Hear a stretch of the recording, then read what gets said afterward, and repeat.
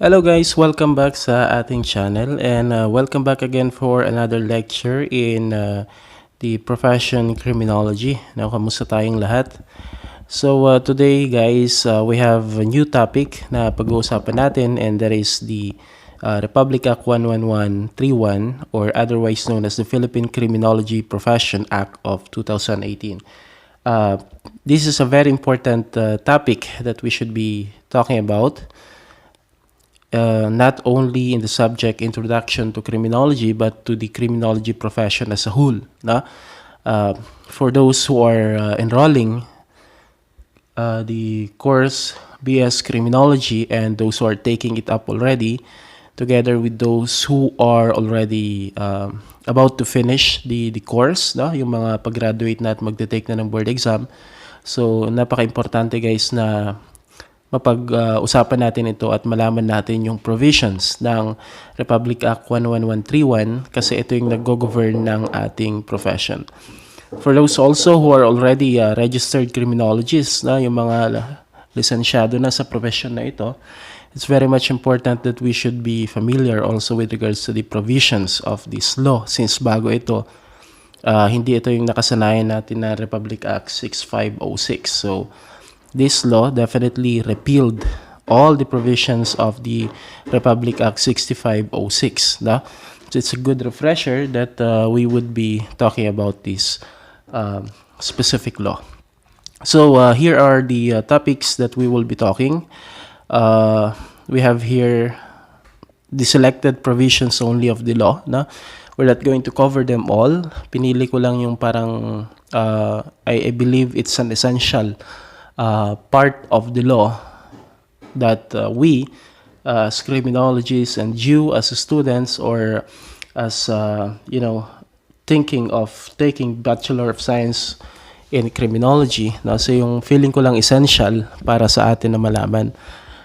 So if you want to have an idea on the whole provisions of the law, would of course encourage you to download and read the Republic Act 11131. Okay, so here are the topics that we will be talking about. So we have here the significance of the Republic Act 11131 to the criminology profession, and yun na nga yung nasabi ko kanina as part of the introduction. And then we are going to be talking about the definition also of the term criminology. No? I think it's very important that we should know the new definition of the term criminology as adopted by Republic Act 11131. Then we're going to be talking about the scope of practice of the criminology profession. So pag-uusapan natin dito, ano-ano nga ba yung mga pwedeng pasukan ng isang graduate ng BS Criminology at isang licensed na criminologist.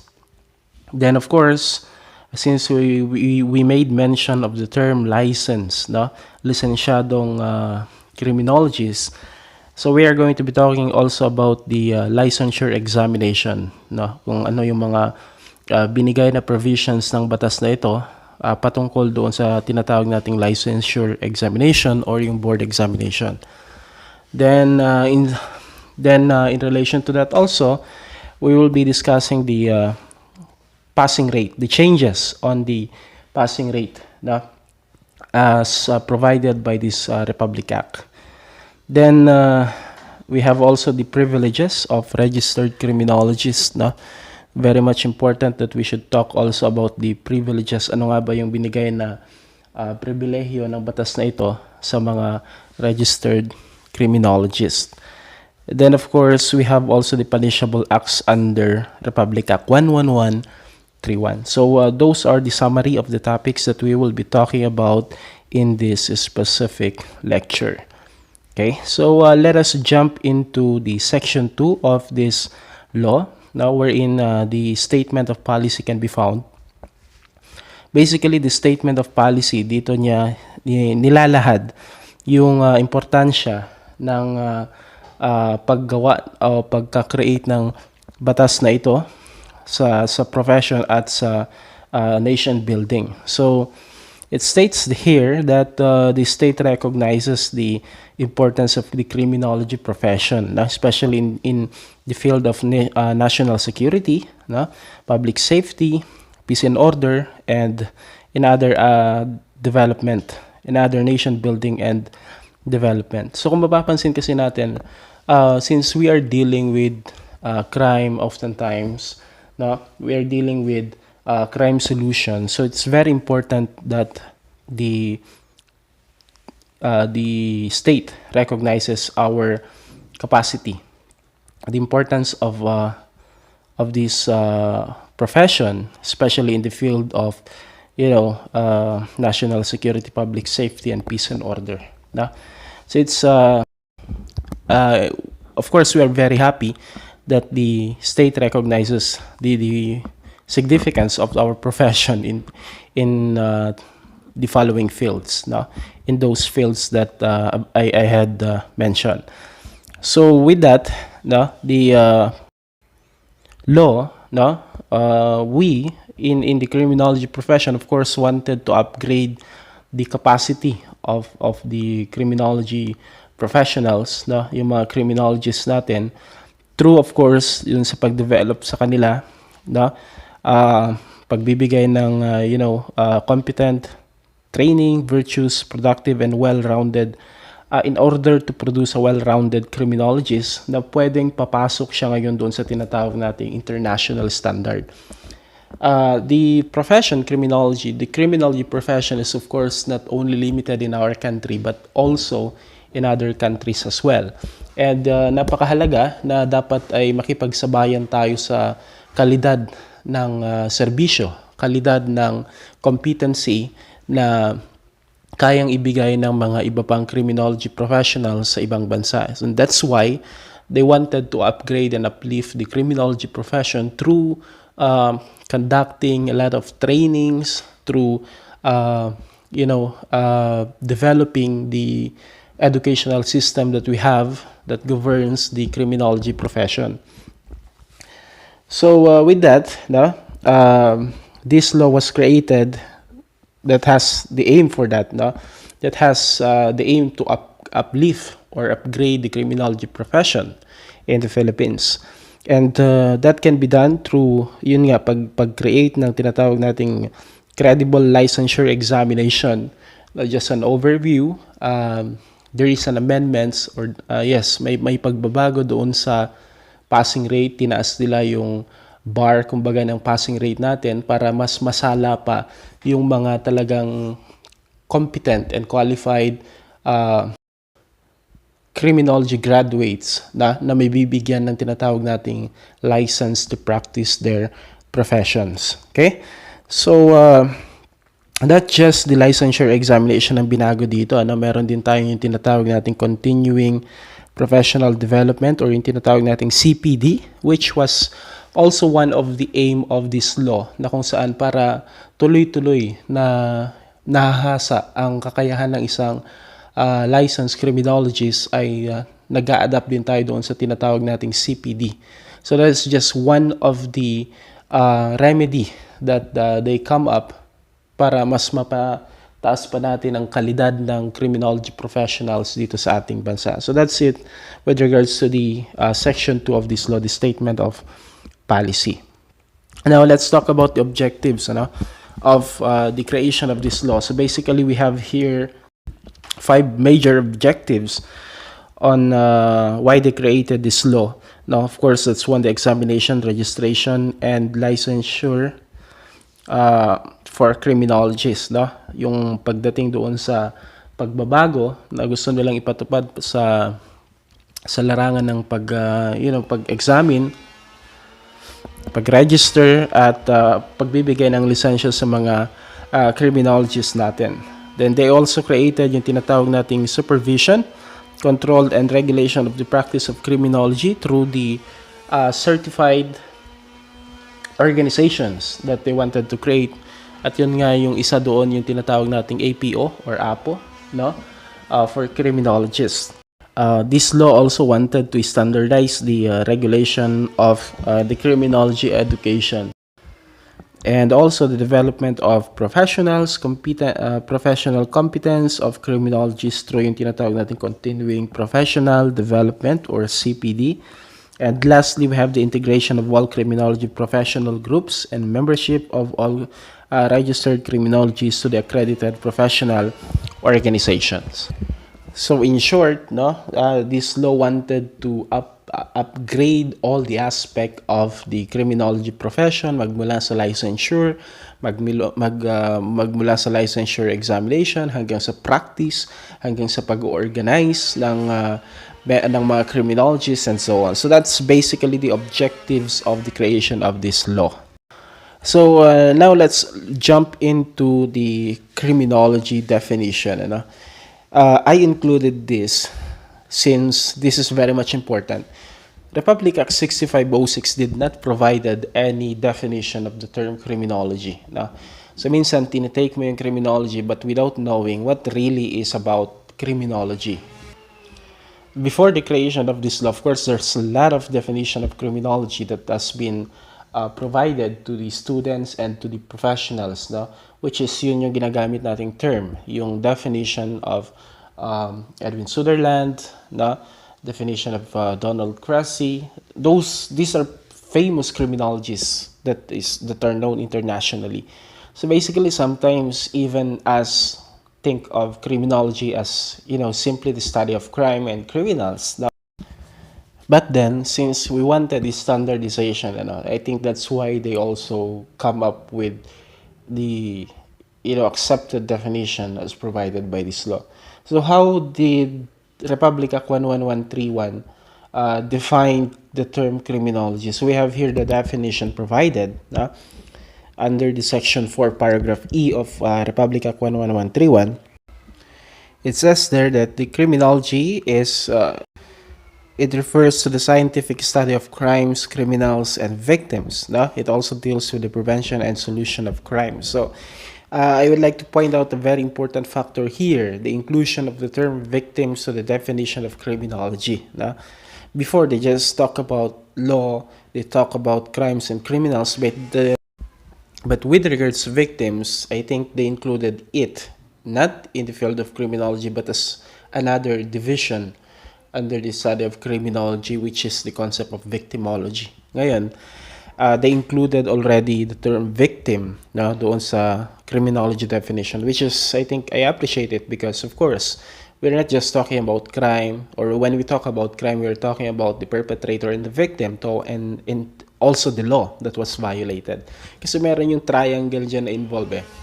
We have the law that was violated, we have the perpetrator who violated the crime, and we have the victim who was oppressed by the perpetrator of the crime. So without these three, I think there is no such thing as crime that can be committed. So all of these are important factors in the field of criminology. That is why it is included as part of the study of criminology. And also, the term prevention and solution of crimes are already included on the definition. Again, this is the purpose of the study of criminology, basically. Now, we study crime, we study criminals, we study victim. Why? That is to provide, come up with a better crime prevention program or a solution for the criminality problem. So I think that's a very wholesome definition of criminology, and definitely this is the thing that we wanted to adopt as a definition of the term criminology. Okay, so when we talk about criminology, when we talk about criminology, we are referring to the study of crime, criminals, victims, for the purpose of coming up with a good prevention program and solution of crime. Now let's talk about also the term criminologist. So the term criminologist refers to a natural person who holds a valid certificate of registration and an updated professional identification card as a criminologist issued by the board and the commission pursuant to these acts. Basically, a criminologist is a criminology graduate who passed the licensure examination and has been issued upon a license to practice his profession as a criminology professional. Okay, so sa taliwas sa sa taliwas sa karaniwang kaalaman ng lahat, ano? Pag ikaw ay graduate ng criminology at ikaw ay nakapasa sa licensure examination sa board exam ng criminologists, you will become a criminologist. Na it doesn't mean na kapag ikaw ay nakapagtapos na ng criminology at ikaw ay nakapasa na ng board examination ay automatic na ikaw ay matatawag ng police. So I think that's one of the major misconception to the criminology profession. Ano? I, of course, believe that this is the fault of, a faulty marketing strategy. Na, for a fact that in demand ang police, ang trabaho ng pagiging police, especially in our country. No? And that is why a lot of schools had adopted the concept of, marketing the profession to those who wanted to become a member of the law enforcement agency. So, and because of that, common people, yung mga ordinary people who does not know about the concept of the profession, criminology profession, think of this, yung mga criminology graduate, nakapasa ng board examination as a police officer, which is wrong. Let's start correcting that concept already. Kasi criminology profession is not really focused on becoming a law enforcer only. No? And if we're not going to address it as early as now, I think mapupunta doon yung profession ng criminology. And sometimes, and maybe, mahirap nang makaalis doon sa, social labeling na yun na kapag ikaw ay criminology graduates, you're automatically aiming to become a police officer or you are already a police officer. No? So, when you pass the board examination, you will be known as a criminologist. Criminologist ang tawag sa'yo, hindi police. Okay? Later on, we will be talking about more on those para mas maliwanagan tayo. Kasi baka yung mga freshmen natin, yung mga ngayon pa lang mag-enroll ng criminology course, or yung mga gustong mag-enroll ng profession na ito is thinking the same also. No? It's better to correct it early, para nang sa ganun ay mas mapaunawa pa natin kung ano nga ba yung criminology profession na to. So, criminology, pag ikaw ay graduate ng course na criminology, you are going to be taking the board examination. And if you pass the board examination, that's the time that you will be given the license at ang tawag na sa'yo ay criminologist. Okay? So, that's the term criminologist. Now, let's move into the scope of practice. So, under the Section 5 of Republic Act 11131, it provided there the different jobs and opportunities that you can have upon graduating to the program BS Criminology and upon passing the licensure examination. So, ito lang yung category. Basically, may marami diyang trabaho na pwedeng pasukan ng isang licensed criminologist. Just categorize them based on what the law had provided. So, a criminologist can enter into the field of law enforcement. So, pasok dito yung mga trabaho na may kinalaman sa pagpapatupad ng batas, gaya ng pagiging police, even yung pagiging bombero, pagiging correction officer, yung jail officer, and so on. So, there's a lot of jobs that are categorized under the law enforcement pillar and the law enforcement aspect of being a criminologist. Karamihan talaga ng mga kumukuha ng Bachelor of Science in Criminology are joining yung tinatawag nating the law enforcement force of yun yung field of expertise that we wanted to enter into. So aside from joining the law enforcement pillar, we have also yung academians, yung mga nagtuturo ng mga professional subjects ng criminology, whether you are teaching in a certain university or a certain college, private colleges, or you're conducting reviews for those who are taking the board examination. So, yun ay isa ding field of choice ng mga criminologists na pwede nilang pasukan. Also, we have here yung mga tinatawag nating technicians. Technicians are those who are focused on, a certain discipline. Like for example, ballistic technician, no? Yung mga nag-examine ng mga baril, nag-examine ng mga bullet. Whether you wanted to become a polygraph examiner, no?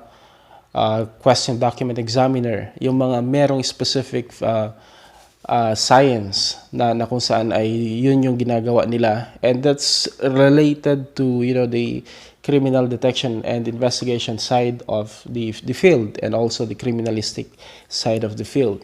So those are also some of the choices that a registered criminologist can choose, can pick, na with regards to the practice that they wanted to have. We also have yung mga correctional administrators. So ito na yung mga nandun sa Bureau of Corrections, parole and probation offices, sa mga jails natin. So they are involved in rehabilitating those criminals, those convicted felons, to become a better member of the society. You can also be a consultant or a researcher, consultant in security aspect, consultant in other fields like crime prevention programs and so on. So that can be also a choice that the criminology professionals can pick whether they wanted to become like that. Then we also have yung mga tinatawag nating private practitioners, yung mga private investigators, na, or those individuals wanted to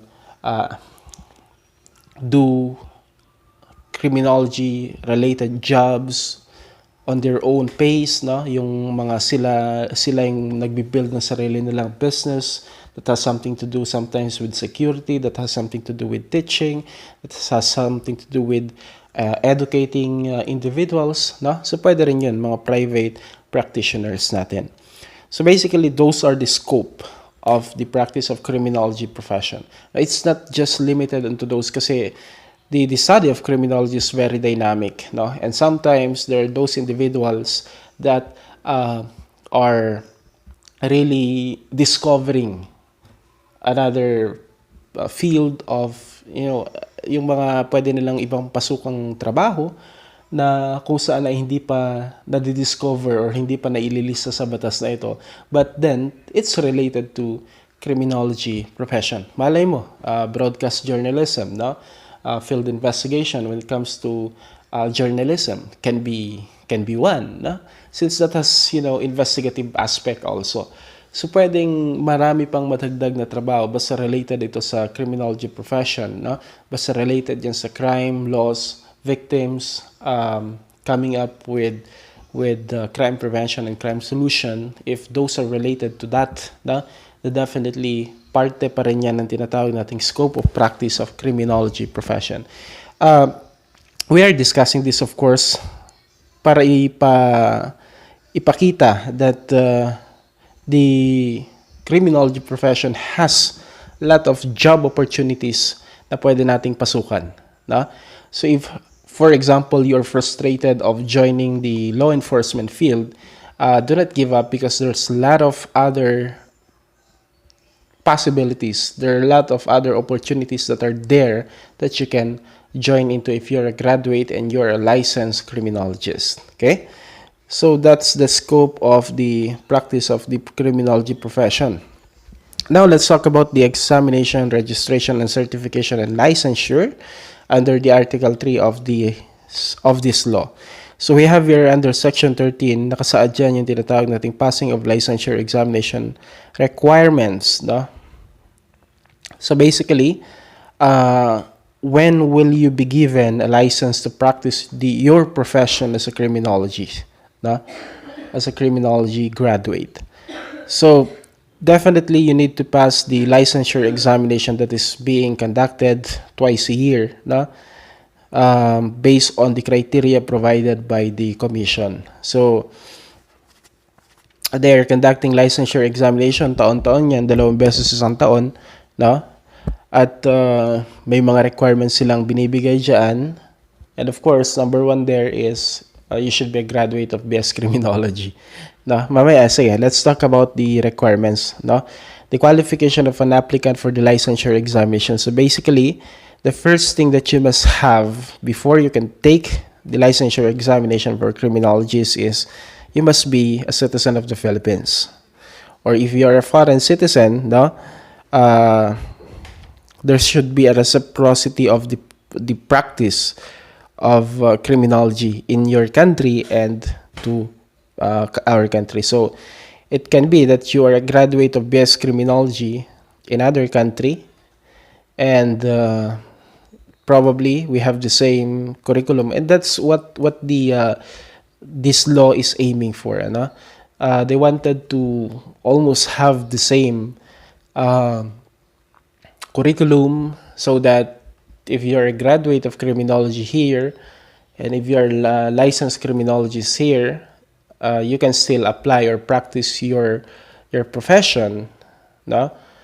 You can still practice what you learn in other countries, and you can still use your license as one of your qualification. So I'm not going into the technical aspect of this. I think there's a lot more to discuss when we talk about this. But just remember that one of the qualifications is that you must be a Filipino citizen, and you must have a good moral character and good reputation and of sound mind. You can just read that, no? So during the application for taking the board examination, there's a lot of clearances na re-require sa inyo para kunin at ipasa sa kanila, just to prove that, of course, you're a person of good moral character in different aspects. That could be to the school, to your community, to your church, and sometimes in other organizations. Another requirements for those who are planning to take up, licensure examination is that you must hold a bachelor's degree in criminology in a duly accredited institution, of course. No? So, dapat nakapagtapos ka ng kursong BS Criminology bago ka makapag-take ng board examination.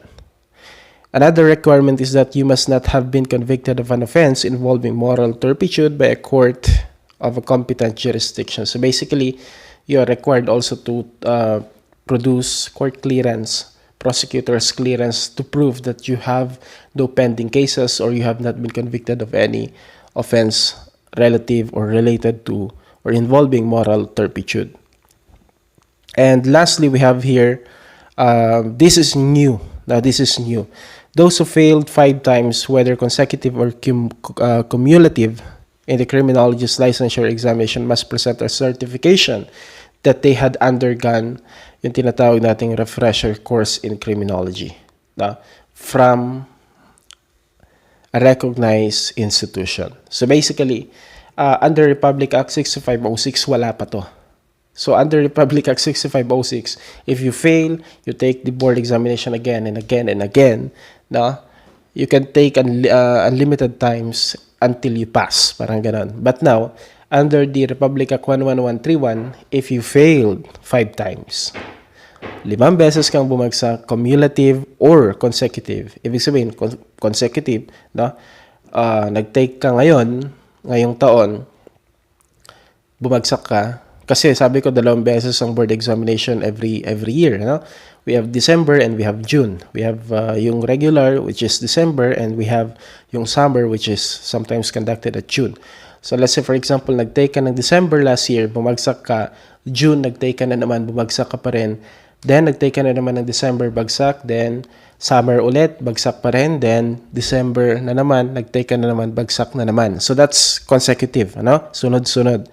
Or, pwede ring cumulative. Like, so for example, once a year ka lang mag-take. Nag-take ka ng December last year, take ka na naman ng board examination another year, hanggang sa nakapag-take ka na ng 5 beses, bagsak ka pa rin.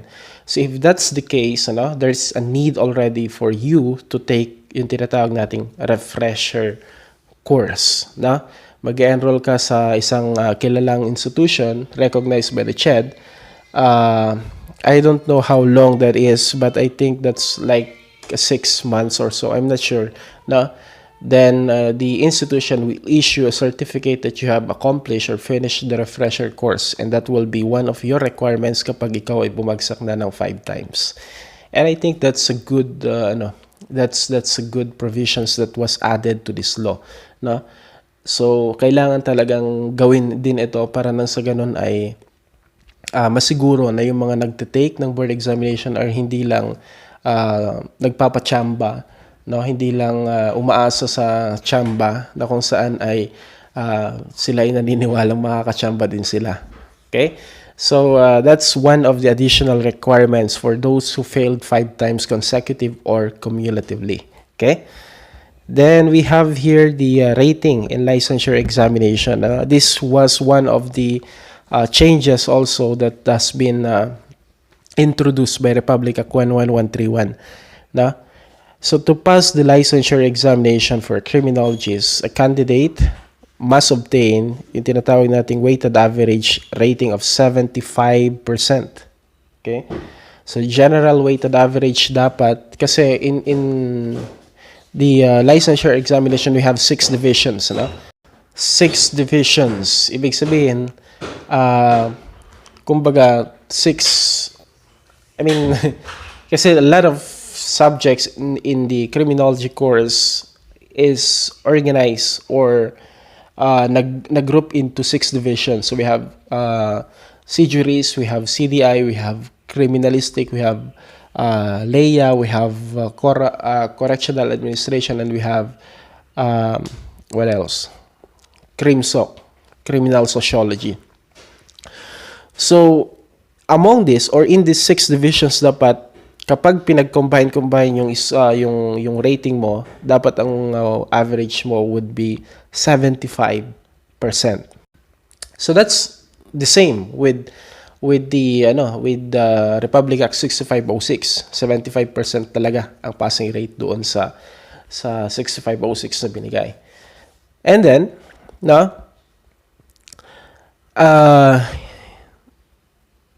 you must have no grade, no? Or the examinee must not incur a grade less than 60% in any given subject. So dapat doon sa 6 divisions na to, dapat above 60 lahat ng passing rate mo. Okay? So that's one of the, ito yung pinaka nagbago talaga dito sa passing rate na ito. In Republic Act 6506, or even during our time, kasi we're still under the 6506 75% ang passing rate, general weighted average is 75% sa lahat ng subjects. At ang catch doon is that you must have, the examinee must not incur a grade less than 50%. No? So less than 50%. So you can have a 55 rating in one division, pero kung ang overall rating mo is above 75, pasado ka pa rin. Okay? Yun yung dati. However, ngayon, because of the, sabi nga, gusto nilang i-upgrade ang criminology profession through credible licensure examination, itinaas nila yung bar, kumbaga, ng pagpasa. So, it's no longer 50%, but rather 60%. Ibig sabihin, dapat 75 ang overall rating mo at wala kang grade na mas mababa sa 60%. Okay? That's the catch. Okay?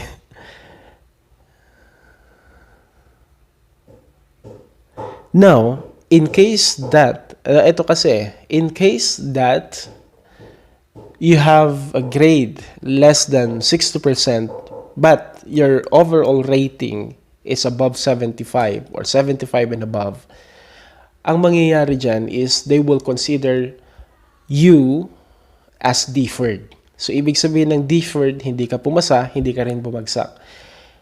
You are just going to retake that specific subject or subjects kung saan ka bumagsak. Okay? So, let's say for example, let me show you here the example that we have. For example, Mr. Pedro Penduco, on 6th division tayo. Ang CJuris niya is 98% ang kanyang average doon sa CJuris, yung mga low subject natin. Crimin or criminalistic subjects, ang average niya is 85%. So mataas, mataas na yung 98% And then 85%. Pagdating ng LEA, bumaba. So we have ang LEA niya, ang average niya sa LEA is 80%. CDI niya, bagsak. 58%. CrimSoc niya, bagsak na naman. 55%. CorAd niya is 96%. So if we're going to compute the overall rating, ano? Kasi may equivalent lahat to. For example, si Juris, Crimin, and Leia, ang equivalent yan, guys, is 20% of your total rating. So, i-compute yung 20% ng rating mo sa mga subjects na ito at yun yung i-add natin. Ang CDI is only 15%. Yan sa overall rating mo. CrimSoc is also the same, 15%. And CorAd, yan yung pinakamababa, 10% of your overall rating. So if we're going to compute it, ang kanyang general weighted average, ang overall rating niya is 79.15%. So ibig sabihin, pasado siya doon sa 75% na overall rating. Pasado siya doon sa unang requirement, which is the overall rating must be 75 and above. And siya ay nasa 79.15. Does it mean pasado na siya sa licensure examination? The answer is no. Why? Because sabi doon sa law natin is you must have not incurred a grade less than 60%. At meron tayong dalawang subject dito, the CDI and the CrimSoc, which is less than 60%. So, ibig sabihin, bagsak siya sa dalawang subject na ito kasi 58, 55, that's less than 60%.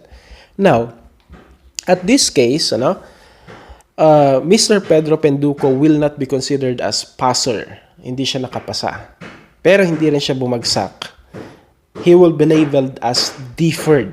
So, anong mangyayari? He will be given a chance to retake yung subject na kung saan siya bumagsak in the span of 2 years. So, 2 taon yan. Sa 2 taon na yan, dapat maipasa niya yung subject na binagsakan niya para matawag siyang passer. Okay? And in that 2 years, once lang siya pwedeng mag-take. So, kung nag-take na siya ng once, hindi pa rin niya naipasa, uulitin niya na lahat ng subjects niya. So, ibig sabihin, he will be labeled as failed and he need to retake again the board examination. So that's what one thing that we must remember, 2 years lang ang validity ng deferred na yan. So 2 years ka lang pwedeng malabel na deferred. Kung hindi ka pa nakapasa, malalabel ka na as bagsak. Kung hindi ka nakapag-take ng exam during that time, during the 2 years, malalabel ka pa rin na bagsak at uulitin mo yung board examination. Ngayon, isa pa sa mga nadagdag dito ay kapag ikaw ay may deferred subject at kailangan mong i-retake ito, kasi pag mag-take ka ng board examination, 2 na lang or depende kung ilan ang bagsak mo. Halimbawa, 2 bagsak mo, so 2 na lang iti-take mo sa board examination. In that case, nakikita ng batas natin dito na mas makakapag-focus itong examiner kasi 2 division na lang yung iti-take niyang exam. And that is why, tinaasan naman nila ngayon ang passing rate para sa mga deferred subject. So dati, kung ang passing rate lang is 60%, ginawa na itong 80 for deferred subjects. So ibig sabihin, si Mr. Pedro Penduco, kapag siya ay nag-retake ng board examination sa 2 subject na bagsak niya, hindi na 75% ang kanyang passing rate dapat, kundi 80%. 80% ang kanyang maging passing rate bago siya may considered na pass doon sa mga deferred subject niya. Okay? So that's the thing that we must remember. I hope it's very clear with regards to this. If you have questions with regards to this, don't hesitate to ask them on the comment section. And I will try to help you out if meron tayong hindi naintindihan dito. That's the thing with regards to tinatawag nating deferred. This is new to our profession kasi nung time namin, pag bagsak ka ng isa, bagsak ka na sa lahat. Walang ganito. Bagsak ka sa isang division, bagsak ka na lahat. Okay?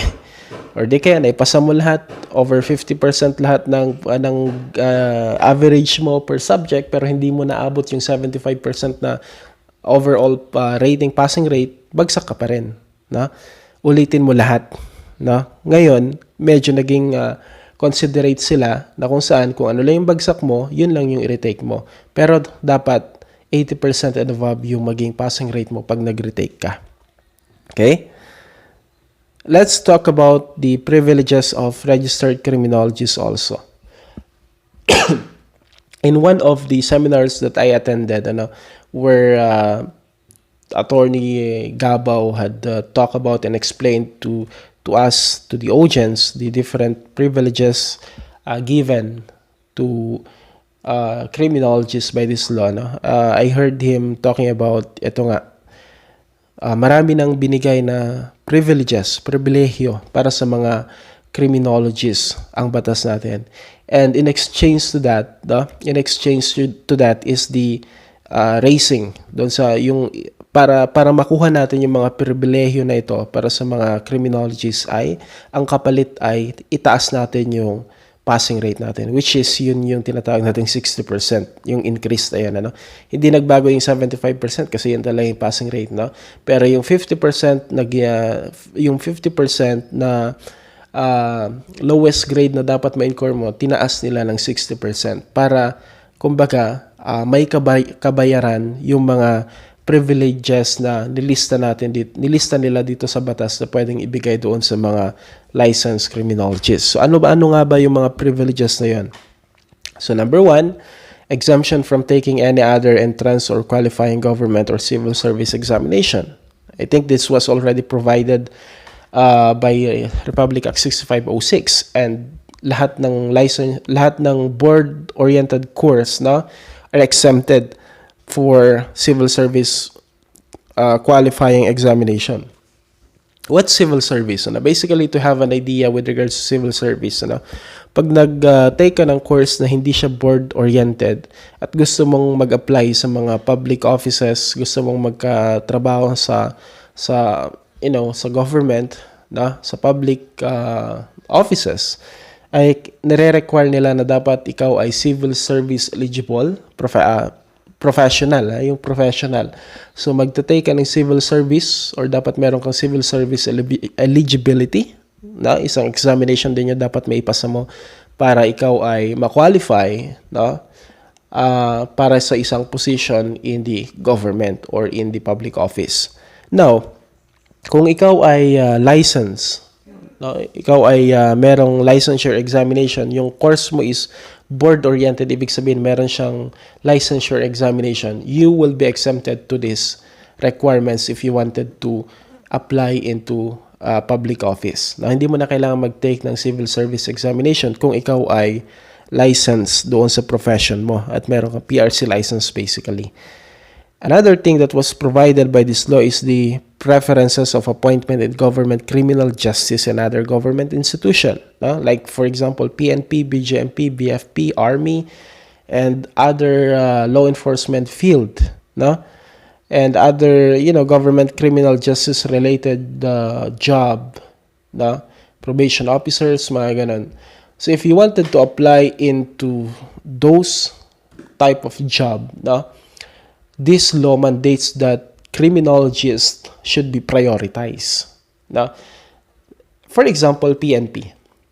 Don't you know that under the PNP, hindi lang graduate ng criminology at licensed criminologists ang pwedeng mag-apply. Anyone can apply as long as they are qualified. Licensed teacher, nurse, lawyers can apply in the police force. That's true. So the problem before was that I think nagiging last priority yung mga criminology graduates.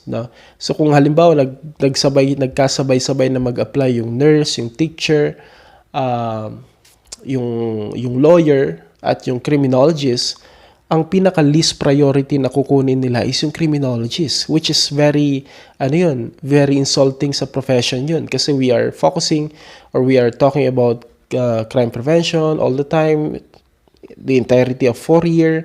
Bakit mas less priority nila ang mga criminology graduates compared doon sa mga non-related courses like sa nurse,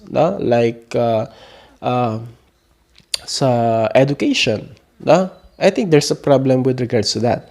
And of course, they have justification in relation to that. But of course, I think it's really an insult to the profession. That's why the Republic Act 11131 had pushed that the criminologists must be prioritized into the recruitment process, especially sa mga ganyang trabaho, sa law enforcement and others. And of course, luckily, it was granted. Since this law was signed, then therefore the appeal was granted. Another privilege that was given to criminologists by this law is yung tinatawag nating lateral entry for of registered criminologists. Of course, this is part already of the Republic Act 6506 before. No? By the way, lateral entry talks about yung, jumping to ranks. No? Ibig sabihin, kapapasok mo pa lang, you can file, no? Pwede kang maka-jump into ranks if you are qualified, and the plus big factor kasi dyan if you are a registered criminologist. Let's say, for example, for the PNP, no? Sa PNP, normally, ang pag-akyat ng ranko is step by step yan eh. PO1, PO2, PO3, then is PO1, is PO2, is PO3, is PO4, then inspector. Na? So there's a rank, a certain rank na, there's a certain ladder of ranks that you need to climb, kailangan mong akyatin. Now, if you're a registered criminologist, my tendency, guys, that you can jump into ranks. Na? From PO1, you can jump into inspector. I'm sorry, I'm still using the old ranking system that we have. Ano? I'm not yet that familiar to the new one. So, ginagamit ko pa rin ito. So, there's a tendency that you can jump from PO1 to inspector if you're a registered criminologist, so long as you qualify for the other requirements, and so long that there is, a quota para sa lateral entry. So that can happen for registered criminologists. No? I heard some already that naka-avail ng benefit na ito, nag-enjoy ng benefit na ito. So I think that's a plus big factor talaga if you're a registered criminologist. That's why sometimes yung mga nandun na sa police force, ibig sabihin yung mga nandun na nagtratrabaho na but they don't have the degree on criminology are taking ETAP, no? Yung parang balik eskwela na kung saan ay they are going to enroll the BS Criminology for a certain period only, and they will finish the course at a certain period, no, not taking the regular classes. So there's a tendency na pwedeng mag-benefit kasi sila ng tinatawag nating lateral entry. So I think that's a big factor na if you're taking BS Criminology and you're a licensed criminologist, and especially if you wanted to join the law enforcement field, no?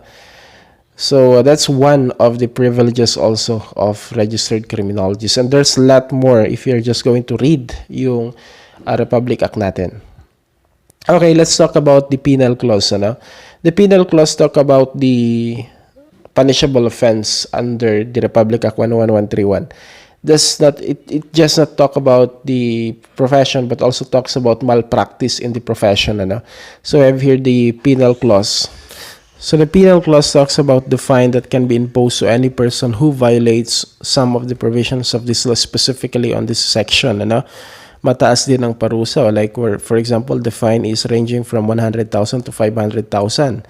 Or when it comes to imprisonment naman, is imprisonment of 2 years and 1 day, but not more than 6 years. No? Mataas din yan. So what are the punishable act under this law? Now we have here practicing criminology without valid certificate of registration. So if you applied into a certain profession that has something to do with criminology practice, no, and you don't have any valid registration, or you don't have the license to practice it, then that's considered as a violation. No? Like for example, for example, for me, I'm an academician na nagtuturo ako. And if I'm teaching without my license, kung wala akong lisensya na magturo pero nagtuturo ako ng professional subjects sa criminology sa isang school, then definitely I can be held responsible or liable for violating the provisions of this law. Therefore, I would be entitled of the fine and punishment provided for the law. No? And that's the same also with regards to law enforcement job, no? So kung nag-apply ka bilang police at ang ginamit mong qualification is as a criminologist, pero ikaw ay wala palang lisensya, no? Hindi ka lisensyado, so that can be a violations of this law, no?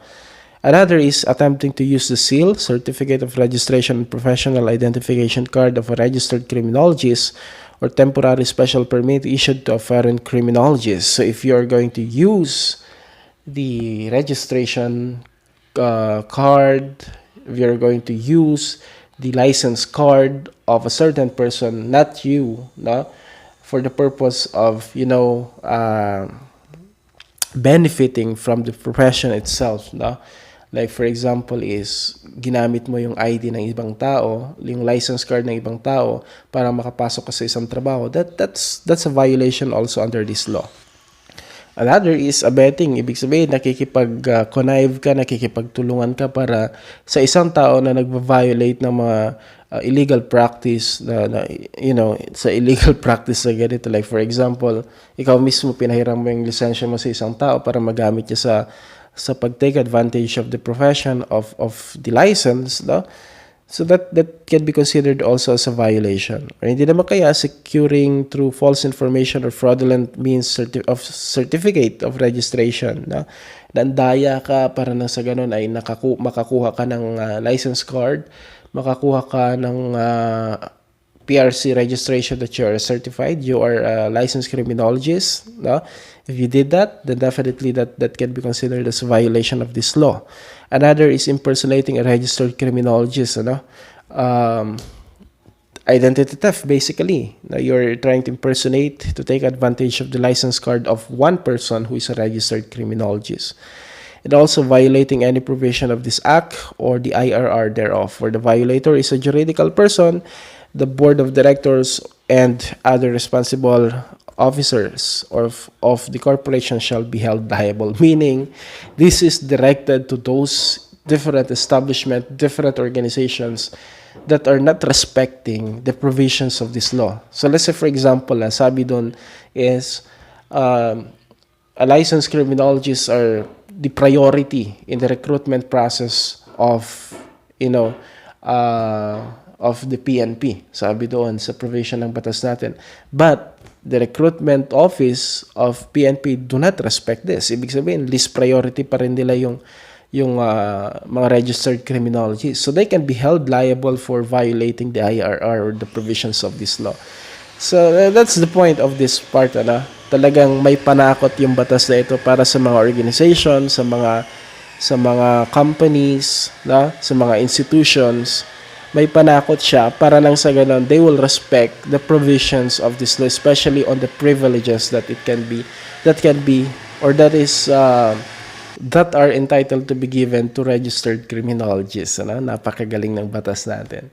Okay guys, so that's it. That's that's the overview of the Republic Act 11131, no? So there's a lot of provisions of this law that I haven't discussed yet. I just selected some, no? Para lang magkaroon tayo ng general overview. Kasabi ko nga, it's very useful to have this knowledge, especially in our profession, no? So that you know what to expect in the criminology profession for those who are planning to take BS Criminology and those who are taking BS Criminology already, and as an update for those who are already in the profession. So thank you guys for listening. If you have questions relative to this discussion, comment those down on the comment section and I'll try to get back to you soon. That's it for today, guys. See you on the next lecture. Bye-bye.